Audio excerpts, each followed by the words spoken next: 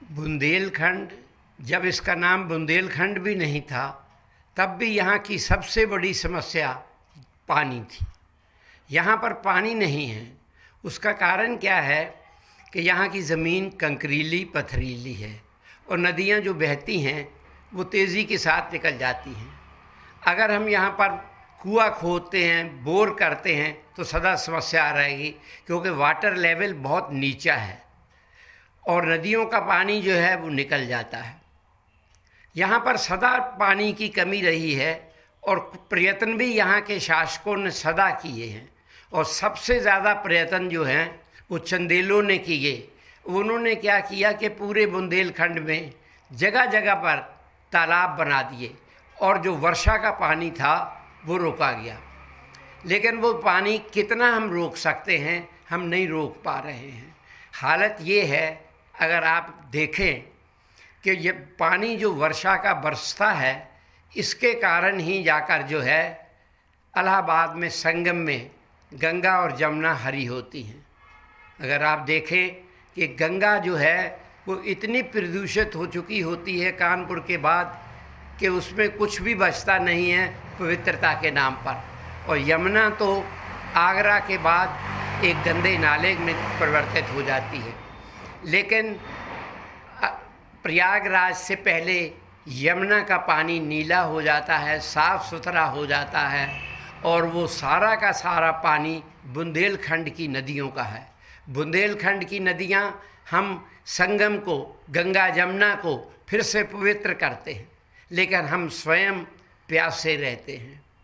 बहुत योजनाएं बनाई गईं, लेकिन उससे हमारे बुंदेलखंड को कभी फ़ायदा नहीं हुआ। ये जो नदी जोड़ो योजना थी, नदियों से नदियों को जोड़ना, इसके जनक तो नरसिम्हा राव जी हैं। फिर इसके बाद प्रधानमंत्री अटल बिहारी वाजपेयी हैं। इन दोनों प्रधानमंत्रियों ने ये योजना बनाई और इसमें बहुत बड़ा उनके भी दिमाग में बुंदेलखंड ही था। इसलिए इस योजना की शुरुआत भी जो की गई वो बुंदेलखंड से की गई। ये बिल्कुल सत्य बात है कि बेतवा और केन जहाँ पर ये जोड़ी जा रही हैं वहाँ पर वो मैक्सिमम पानी है, लेकिन वो बंटवारा भी इस प्रकार से है कि ज़्यादा फ़ायदा जो है वो उत्तर प्रदेश को हो रहा है। पहले तो ये है कि बुंदेलखंड को पहले तो तीन भागों में बांटा गया था, अब 2 भागों में बांटा गया, और उसमें भी जो अच्छा भाग है वो उत्तर प्रदेश के पास है। यानी उत्तर प्रदेश का जो बुंदेलखंड है उसके पास ज़मीन भी अच्छी है, और अब ये जो नदी जोड़ी जाएंगी इसमें सिंचाई भी सबसे ज़्यादा उत्तर प्रदेश को ही होगी।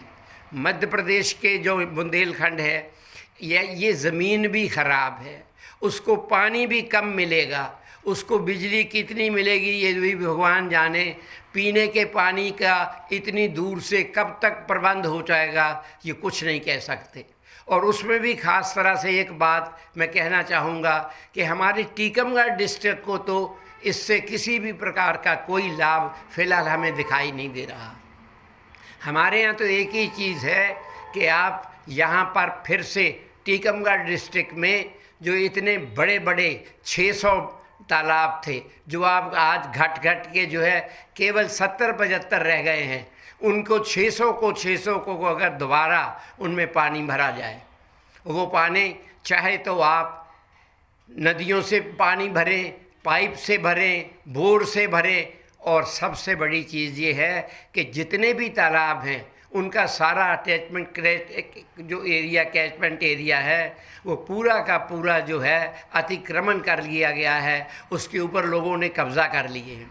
अगर वे सारा का सारा कैचमेंट एरिया खोल दिए जाएं, वैसे के वैसे ही तालाबों को फिर से भरने की योजना बनाई जाए, तो वो हमारे डिस्ट्रिक्ट के लिए तो ज़्यादा उपयोगी है और इसमें खर्चा भी कम लगेगा और टीकमगढ़ डिस्ट्रिक्ट की सिंचाई भी बहुत होगी।